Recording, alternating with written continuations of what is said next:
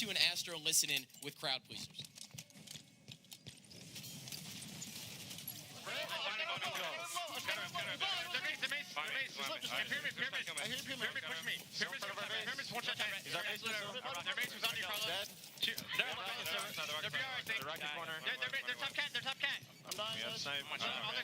I'm just saying. I'm trying to help. Watch the maze. Yeah, they're top rockets. Top rockets. And our silver. Guys, top rockets. Silver weak. Top rockets still. He's just sitting there. Our silver weak. Our silver. RBR. Top rockets. Brett. Our now, Brett. The sword on the pulse nade. He's on the pulse nade. Carlos pushing you. Keep pushing. Throw it off. Our sniper's off the map. Nice. Two rocket side. Let's get started with Naded, one of my all-time favorite top players. What I like about this clip is that we go into an Astro listen-in right off the bat. Okay, now this is the very start of this match.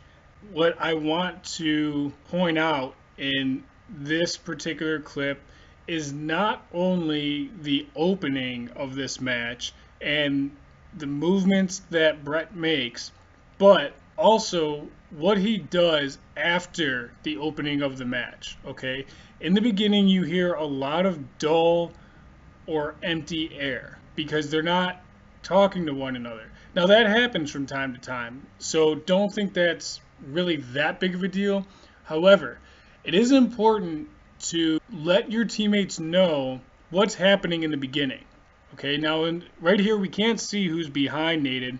However, that person that is behind him should be saying, I got your back, I'm behind you, or I'm watching your street, blah, blah, blah, or I'm on the elbow. The other guys should be telling each other if they have each other's back at sniper. Because if you're behind someone, it's not the same thing as being next to someone. Perfect example. In this situation, Brett goes up to rockets, and it would have been better for his teammate, who's ever there next to him, to be on this box right here, okay? Because he could have a jump shot, he could have a view across to the red bridge, he could have a view to the red elbow, but instead he comes down to the blue street with Naded, which I don't really like, but it worked out for him, and you're about to find out why. So what's good here is that off the start of this match, Naded picks up the Splinter Nade, just as the Str8 Rippin player picked up the Splinter Nade. Right off the bat, at the start of this game, each player is starting with not 2 frag grenades, but 3 nades total. You can see what he does. He puts the nade right against that wall, right against that slant, because the only place for that enemy to go is either towards the rockets or towards the wall. And the way that nade jumps off the edge allows him to perfectly plant that nade, and in a way he forces the enemy to go where he wants to be able to put that nade. Why? Because if Naded had jumped in, it could have forced the Str8 Rippin player, Renegade, into the wall, the carbine wall. But by jumping out, he instead kind of creates a chase scenario where it forces Renegade to try and pursue that kill. Okay, now if Renegade had hit Naded's slant right there, that little corner, then he would have done more damage. But Naded has become the absolute best at getting an instant kill with Splinter Nades in Halo 5. He gets more single nade kills than any player I've seen with those nades because he hits them so perfect every time. So you can see what I'm talking about right there. Renegade isn't anticipating nade to be right in his face because Naded gets a little bit of a hug against the sidewall there, against the carbine wall. So he throws his nade over the edge instead of at the edge. Naded thrusts away and throws off Renegade's shot. Right here you can see Renegade's stream of bullets going to the side because of Naded's perfect timing with the thrust. And because of where he thrusts from, in other words, thrusting from the wall, he gets a big enough distance to avoid the shots, but also not so much distance that he overthrows the edge. So he's able to stay there, and by being able to drop down, he's able to stay alive and take out the other guy that he sees on radar. Well, not take him out, but he's able to distract him, which allows him to regain position and come back up to rockets. Now, It is only because he has Denoxide behind him that he's able to pull off this bait and switch here. If Denoxide wasn't there providing proper support, then Naded would have had to have either engaged or run away from that enemy because he was weak. But you can see right here, I know it's kind of a nut shot of Denoxide, but Denoxide's jumping over him or around him to be able to cover him because he sees or hears that Naded is one shot. As a result of that, Naded is able to take cover as they force the enemy behind that box to run away from them. So it could have been a trade-off scenario with Naded and the Str8 Rippin player, but instead he's able to survive, get away while Denoxide stays down there, gets an assist. Naded gains strong position. Again, you see him hugging the wall because there's significantly fewer angles by being able to hug this wall as he goes up the ramp than if he had been by the railing to try and take on that kill, still half shields. So he does an excellent job of staying alive, blocking angles, getting support, and then resetting for those rockets. So he's able to go up here, look down, get the pistol kill, drop his AR for the rocket. Now, unlike the truth clip from before with Renegade, when I was speaking of the AR, BR pistol situations, here it's a better move to drop the AR. Why? Because the rockets are a middle/close range weapon. If you're smart, okay, you can obviously blow yourself up. But being able to have the pistol allows him to shoot cross map, middle map, and the rockets allow him to be able to shoot middle map, close map. The reason I keep bringing this up is because I see so many players drop the AR and they have a pistol and a carbine, or a pistol and a BR, or a pistol and a sniper. If you are not good enough with the sniper to be able to get a mid-range shot or a no scope, and you have to use the pistol as a backup, then stop picking up the sniper. I don't care who you are. Close range, middle long range. Long range, middle close range. Those are your weapon combinations, not long range, okay? Whether I'm watching tournaments, matchmaking, Twitch streams, or sometimes my own teammates, I don't care who you are, I don't care what you're playing, stop doing the long range weapons, people. Long range, mid-range, and short range, mid-range, or short range, mid-range, and long range, okay? Use an AR sniper, AR pistol, AR BR/carbine, AR light rifle. Don't do sniper light rifle, sniper carbine, sniper BR. You're going to hurt yourself, and I very rarely see people come out on top, for example, or on Plaza when they're over at the planners at sniper, and they'll no-scope someone after picking up the sniper and then try and switch to their pistol or carbine and then get outshot because the person's thrusting all over the place and they're missing their shots. If you had a freaking AR in your back pocket, then it would have been very easy to AR 5 feet away than it would be to try and get a single bullet on someone 5 feet away, because the AR spray is going to cover a much better field of vision than a single bullet pistol, carbine, BR, blah, blah, blah. You get the idea, okay? It's just a lesson I have to get out there. I have to make a point of it because so few people understand. Now here, once again, for the third time in a row, we see Naded hugging that wall, okay? He's getting shot from the other corner, okay? As a result of that, he is able to stay alive. Again, he's sprinting away so he's not gaining his shields, but he's not concerned about that because, again, Denoxide has his back. He switches positions with him, moves up behind him, protects him. He gets rocket control. He's able to stay alive, and he moves back to the base. The reason moving back to the base is a great idea is because he may not know at this time where the enemies are. Now, being able to have a power weapon at your base is a huge asset. However, if you don't move with that asset, with that power weapon, you're going to be caught the majority of the time. He tries this setup so that he can anticipate. Here he's supporting Denoxide, okay, which is good, but he comes back to the base.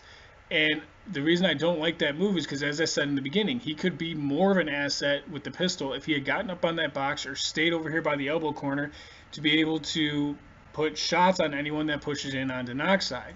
And we see right there that the guy that probably killed him was the guy that rushed up. So if Naded had been up there, he may have been able to get that kill and assist Denoxide the way Denoxide was assisting him.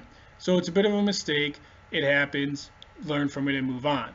Now, He sees that that guy's pushing in. I don't know if he necessarily knows that this guy's in front of the base on the bottom left of the screen here. We're in spectator mode, we can see it. So he knows that one guy's going to be moving in. He tries to put a shot on him, but now he turns around to see that his protection in the base was taken out. At this point, me personally, I go into what I call oh shit mode and do what I pretty much call get the hell out of there. Okay, it's actually a call out that I use to my team is get the hell out of here and set up again. By being able to get out of the base, he would be able to avoid that guy that he just tried to rocketed. He would avoid any unknown forces coming in from the sniper side of the map as well. Anyone coming through cave, anyone coming through sniper, anyone coming from underneath the base on that same side, he would be able to avoid. Now, I'm not sure if he hears the guy coming from rocket side from the elbow or if he gets called out, but what doesn't happen is someone on his team informing him that he's about to get completely bum rushed from sniper side of the map. We can see in spectator there's 3 guys about to attack him. Again, amazing play on Str8's behalf, really crappy for crowd pleasers and Naded getting rushed, losing a power weapon, and your only assumption at this point in time would have to be that Str8 has the sniper and they're about to have the rockets. Now, it doesn't take a genius to see at this particular point. He's got a guy behind him. He's got 2 in front of him with a 4th coming. He's going to lose the rockets. He's going to fall. He's going to lose blue base. And Str8's going to have the full setup with power weapons. Again, when I see that all my teammates are gone, my first instinct is to get the F out of dodge. Okay? Meaning wherever I'm at, get away from there as fast as I can, as safely as I can, and try to regroup with my teammates. He may not know exactly where his teammates are spawning at this particular moment, but it only matters to the extent that he doesn't know what to do with himself. I'm not saying that's the case here. I'm saying if you don't know what to do with yourself and you don't know where your teammates are, then you're going to be in a world of hurt. You have to know how to react to these scenarios, and you have to be able to get out of there regardless of your team and regardless of the communication. This is when it's time to rely on yourself and only yourself, because you clearly don't have teammates alive. Your team may not be communicating to you properly, so you have to know how to get out of there. The opening was very well played by Brett. The closing here was very unfortunate because his whole team went down and he got trapped. He had an out to go out the bridge. Now, understand something though. Being able to get away and escape through the bridge doesn't mean 100% that he would have survived it, but in the very least, the very minimal occurrence is that he would have died throwing the rockets out of the middle instead of them dropping right in the base for Str8 Rippin. But Str8 Sick does with the Plasminate. 2 down now for Str8 Rippin. His crowd pleasers 3 down. Denoxide gets a rocket kill. Big kill coming out of him. And the players of Str8 Rippin spawning in the corner. 1 down. You start hearing Kratos exploding a little bit, but you got to be wary about those cave spawns, man. And that's exactly what happened. We're back on board with Naded here, and he has the sniper. He has sniper area kind of controlled. There's 2 guys there from Str8 Rippin, but he kind of has it controlled. You can see on your screen right here at the freeze frame that 3 Str8 Rippin enemies just fell. This is the absolute perfect scenario for crowd pleasers to pull a flag. Why? Because if they set it up right, they can force all the spawns over at the elbow, red side, and they can control the side of the map that has the most coverage for flag runs, which is sniper side. So, he gets the sniper, he loses his shields, but instead of sprinting or thrusting, he walks to regain his shields. He sees that Str8 is going for the flag, Str8 Sick. He gets a pull. Now here we see the first guy respawning over on the elbow. He gets a whole set of good shots on Str8 Sick to take him down. But Naded gets a beautiful snipe shot on Ace. There on screen, again, Naded can't see that. We're in spectator, but you can see what I'm saying. A second guy just respawned at the elbow. Why? Because Ace didn't have enough time to move away from that spawn to change the spawn zone. So there we have 2 guys spawning over there on the elbow. Again, setting up a beautiful flag run opportunity for CP. Now, he gets that perfect shot, and I stand corrected. Str8 Sick didn't die by Ace. But here, Naded misses the shot. but never underestimate a pressure situation with a warning shot. Okay, what that means is that he fires the sniper shot to scare the enemy player, to put him in a state of panic, because who wants to get sniped when you're trying to stop a flag run? No one.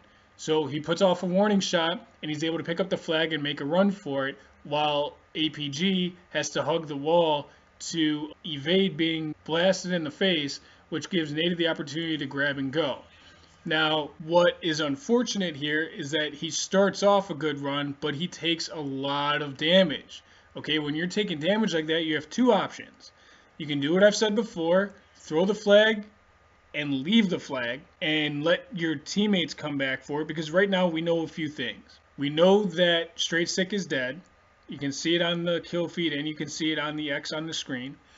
We know that Str8 Rippin is spawning at the far side of the map, so they're going to have to traverse across the map very quickly to get there. And we know that Naded has killed one of the Str8 Rippin respawns. So we're kind of looking at a best scenario of 3-on-3, but we also know that Naded is one shot. In that circumstance is when you want to do what Heinz and Renegade have done in the previous Str8 Rippin reviews that I've done, where they've thrown the flag and hid behind the wall and gain their shields. That's my recommendation for this, because it could keep him alive. It could keep a power weapon, this case being the sniper, in control of CP. It can allow Naded's teammates to come grab that flag while he protects them with the sniper, or it can allow him to regain his shields, and when he regains his shields, slide, grab the flag, thrust, and get across sniper very quickly while his teammates take the top bridge control and provide defense for his flag run. However, what I don't like about this play is that he charges out very aggressively, and instead of going sideways here to his cave area where he would still have protection, he takes the flag and runs straight out to the bottom snipe.